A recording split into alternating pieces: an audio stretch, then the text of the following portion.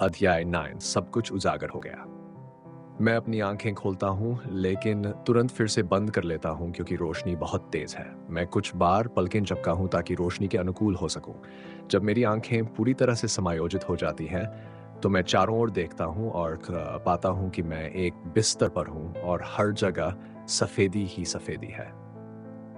मैं अपना सिर उठाने की कोशिश करता हूँ लेकिन तुरंत वापस बिस्तर पर गिर जाता हूँ। ऐसा लगता है जैसे मेरे सिर पर किसी ने हथौड़ा मारा हो। मेरा सिर दर्द कर रहा है और साथ ही तेज सिर दर्द भी हो रहा है। मैं जितना हो सके चारों ओर देखता हूं और अंदाजा लगाता हूं कि मैं किसी अस्पताल में हूं। मैं मानसिक रूप से खुद को डांटता हूं। यह तो साफ था कि मैं अस्पताल में ही हूं। चारों ओर सफेद रंग देखकर ही समझ जाना चाहिए था। तभी दरवाजा खुलने की आवाज आती है और मैं उसकी ओर अपना सिर घुमाता हूं। दरवाजे से एक आदमी अंदर आता है जिसकी उम्र लगभग मध्यम है, भूरे बाल हैं और चेहरा बहुत ही दयालु दिख रहा है। मैं अंदाजा लगाता हूं कि वह डॉक्टर है क्योंकि उसने सफेद लैब कोट पहना हुआ है। वह अपने क्लिपबोर्ड से ऊपर देखता है और जब देखता है कि मैं जाग चुका हूं तो वह मुझ पर एक चमकदार मुस्कान बिखेरता है। तुम जाग गई मिस कॉलिंस, ये बहुत अच्छी बात है, उसने कहा और साथ ही अपने क्लिपबोर्ड पर कुछ लिखने लगा। मैं कहाँ हूं? मैं यहाँ क्यों हूं? मेरे साथ क्या हुआ? मैंने घबराहट में पूछा। एक बार में एक ही सवाल पूछो, उसने मुस्कुराते हुए कहा और हाथ उठाकर समर्पण जैसा इशारा किया। वह उन सख्त डॉक्टरों की तरह नहीं लगता जो हर नियम का पालन 60% करते हैं, बल्कि वह थोड़ा सहज और नरम स्वभाव का लग रहा है, जिसके लिए मैं शुक्रगुजार हूं। मेरी सोच से मुझे बाहर निकालते हुए उसने खुद को परिचय दिया।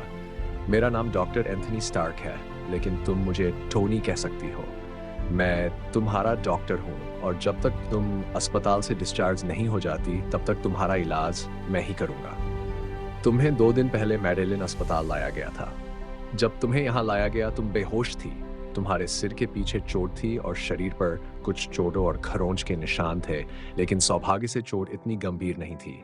थोड़ा आराम करने से ही तुम ठीक हो सकती थी। अब मुझे समझ आया कि मेरा सिर इतनी जोर से क्यों दर्द कर रहा है, लेकिन मुझे याद नहीं आ रहा था कि आखिर ऐसा मेरे साथ हुआ कैसे। आखिरी बात जो मुझे याद थी वह ये थी कि मैंने अपने ऑफिस का काम खत्म कर लिया था और स्कारलेट के घर जाने वाली थी। उसके बाद सब कुछ एकदम धुंधला हो गया। टोनी को शायद मेरे चेहरे पर भ्रम की स्थिति दिखाई दी, इसलिए उसने आगे समझाया। मुझे लगता है कि तुम्हें यह याद नहीं कि तुम्हारे साथ क्या हुआ था। मैंने सिर हिलाकर सहमति जताई। मुझे आश्चर्य नहीं है। सिर पर इतनी जोर की चोट लगने के बाद तो तुम्हें भूलने की बीमारी भी हो सकती थी। सच कहूं तो तुम बहुत किस्मत वाली हो कि तुम्हें अमनेशिया नहीं हुआ, उसने खुश मिजाजी से कहा। मैं सहम गई। अगर मुझे सच में अमनेशिया हो जाता तो मैं सब कुछ भूल सकती थी, खुद को, अपने अपनों को, हर उस इंसान को जिसे मैं प्यार करती हूँ। मैंने भगवान का शुक्रिया अदा किया कि ऐसा नहीं हुआ। टोनी ने आगे बताया, तुम्हें ने किडनैप कर लिया था और प्रताड़ित किया गया था।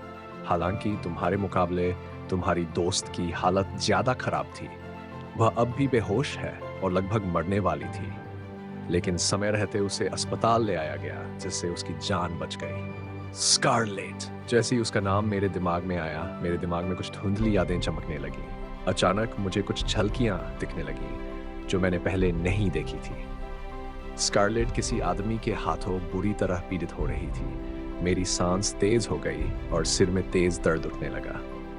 टोनी ने तुरंत मेरी हालत देखी और मेरे पास आकर मुझे एक गोली खाने के लिए दी, जो उसने अपने हाथ में पकड़ी थी। साथ ही पास की टेबल से पानी का गिलास भी उठाया। मैंने गोली ली और एक ही घूंट में निगल ली। कुछ मिनटों बाद मेरा सिर दर्द धीरे धीरे कम होने लगा और मैं फिर से ठीक महसूस करने लगी। तुम ठीक हो?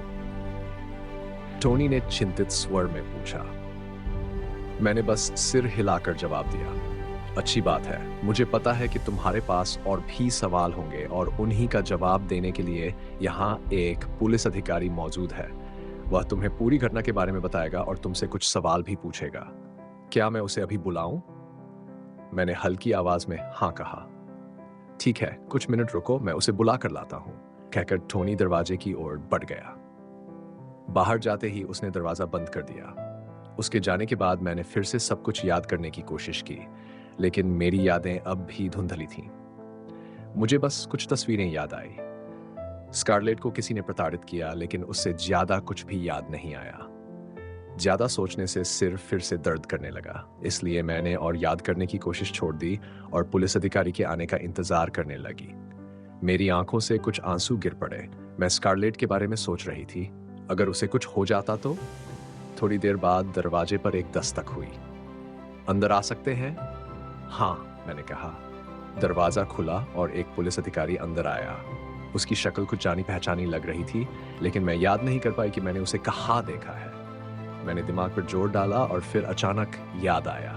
क्या आप? उसने हल्की मुस्कान के साथ मेरी बात बीच में काटी। हाँ, मैं टोबायस हूँ, स्कारलेट का कॉलेज का एक्स बॉयफ्रेंड। मैं अवाक रह गई।